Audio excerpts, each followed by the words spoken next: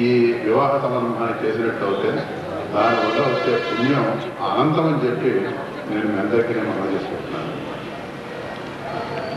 మొన్న శ్రీనివాసరావు గారు నాతో మాట్లాడుతున్నప్పుడు ఏమండి ఈ 25 డిసెంబర్ అమావాస్య అయింది, 2001 25 డిసెంబర్ అష్టమి ఉంది, మరి ఈ తెలుగు గురించి మనం ఏం చేయాలి అని అంటే అప్పుడు నేను చెప్పాను, ఈ రోజున మనం పిల్లవాడిని పిల్లని కేవలం మనం చూపెట్టేయడం లేకపోతే వివాహాన్ని నిశ్చయించట్లేదు కదా, మనం చేస్తున్నదల్లా ఒక పిల్లవాడిని 5-6 మంది పిల్లలతో చూడాలి.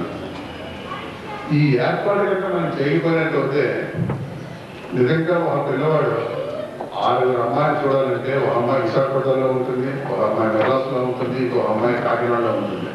వీటిని ఎంత కాలాన్ని ఖర్చు పెడితే వీళ్ళందరూ చూడగలుగుతారు.